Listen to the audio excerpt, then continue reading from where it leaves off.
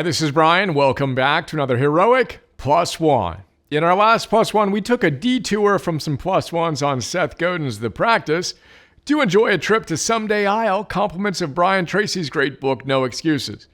We're going to spend some more time with Mr. Tracy, and then we'll go back to Mr. Godin.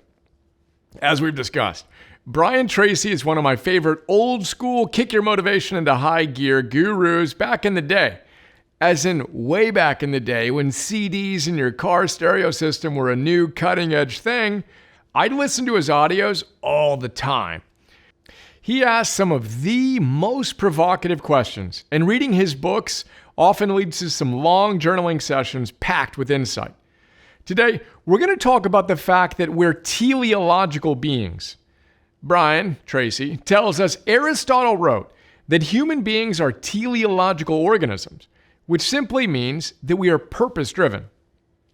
Therefore, you feel happy and in control in your life only when you have a clear goal that you are working toward each day. This also means that this ability to become a lifelong goal setter is one of the most important disciplines you will ever develop.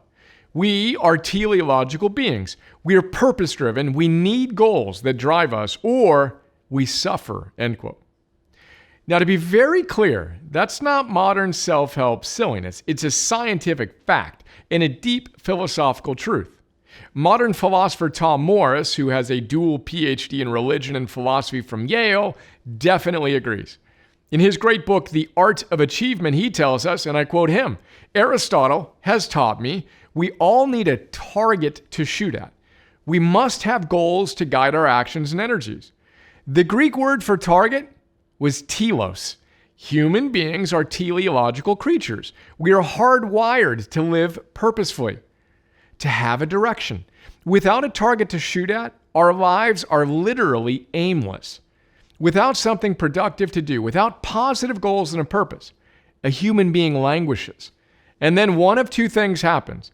Aimlessness begins to shut a person down in spiritual lethargy and emptiness, or the individual lashes out and turns to destructive goals just to make something happen, end quote. Know this, the Heroic app has targets we set for ourselves because of Aristotle. Happy, flourishing, eudaimonically joyful human beings have clear targets. The best among us know what they are and hit them all day, every day. Modern scientist Sonja Lyubomirsky agrees with Brian Tracy and influenced me and our Heroic app development as well. Sonia wrote she of course agrees with Aristotle and Tom Morris as well. Sonia wrote The How of Happiness and the Myths of Happiness, and she also helped us design the study that showed how impactful our Mastery Series and Coach program can be.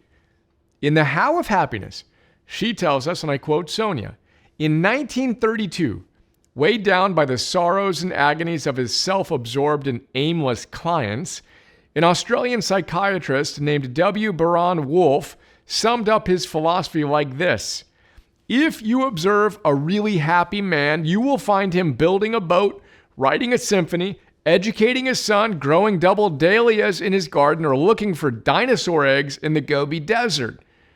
He was right, Sonia tells us. People who strive for something personally significant, whether it's learning a new craft, changing careers, or raising moral children, are far happier than those who don't have strong dreams or aspirations. Find a happy person, and you will find a project, end quote. I repeat, happy people have targets. Happy people have goals. Today's plus one. What are yours? And are you taking consistent action to hit those target goals every day? Here's to the wisdom and self-mastery to know what we're here to do, and then to actually do it. Not someday, today.